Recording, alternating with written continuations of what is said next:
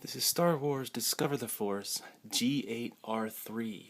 He is number 4 of 12 in the 2012 Walmart exclusive Star Wars line, Discover the Force.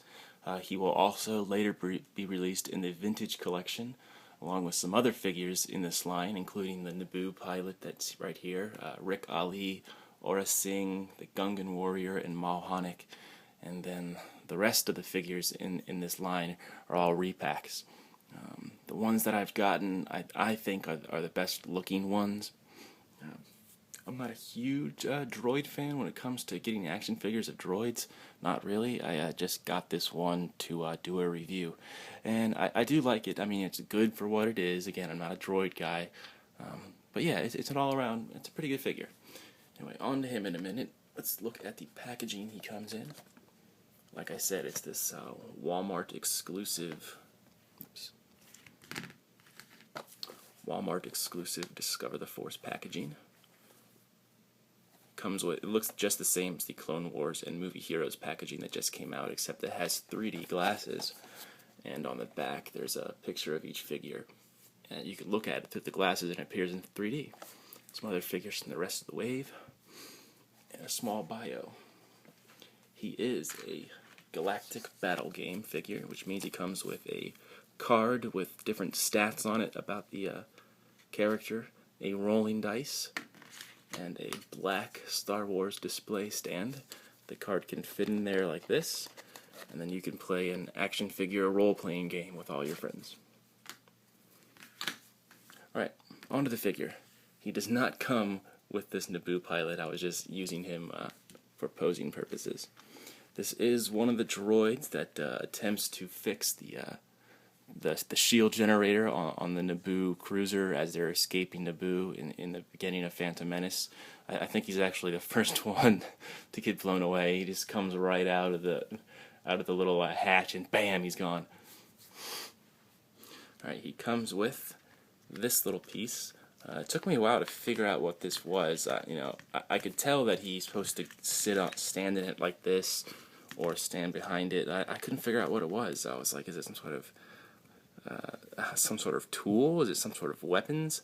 But it's actually, it's the, in that scene when the shield generator blows, and then they press some button to release the droids, and then they all come out of the walls. I think this is one of those things that clamps them into the walls. So they say, "Oh, droids, come fix the generator." So that's what that is. And it's pretty cool. And that's all it does is this. So it's got these little shoulder holsters on it, this little like back pillow, and this little head pillow, and a stand. So, all right. He is a this character is a droid that has an R5 head on an R2 body.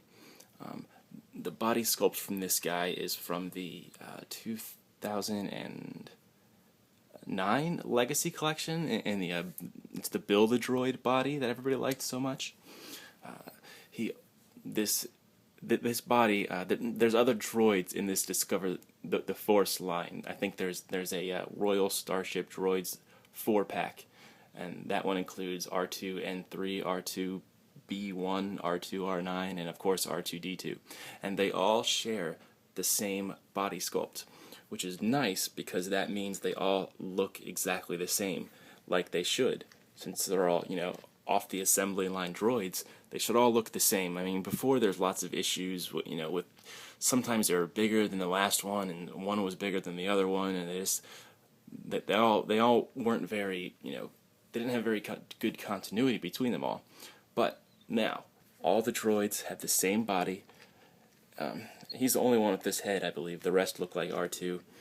So the only real difference is their colors, is the different paint scheme on them. So I do like that. I do like the continuity thing. Because, yeah, that does bug me sometimes. I don't have that many droids, but it bugs me when one droid won't fit in one ship, and, So, now, so let's take a closer look here. Lots of nice, different dials and buttons and readouts. It looks again, the body's the same as R2. There you go. It's very simple. There's not much to it. It's just the red trimming, the red highlighting all around it. There's some black in there and some silver.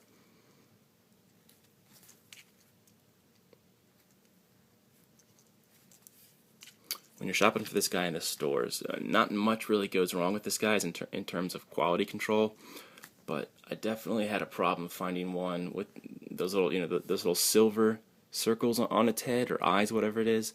Lots of those were very sloppy, so keep an eye out for that. Make sure the three little stripes on its chest, make sure those are nice and neat. Make sure these little silver divots in here, make sure those are all neatly done. But pretty much, that's pretty much it. Here he is next to R2 from the Clone Wars line. Clone Wars figures are a little bit smaller usually, so he's pretty tall. I'm assuming he's pretty much the same height as R2. I have a vintage collection R2, but he's in the package, and that's not the same body as this one. Okay, so articulation. There's not much to him. He can swivel his head. He's got swivel legs. Swivel little feet that just do a little bit like that, not much at all. And then he has wheels. So he can doesn't have any features at all besides that.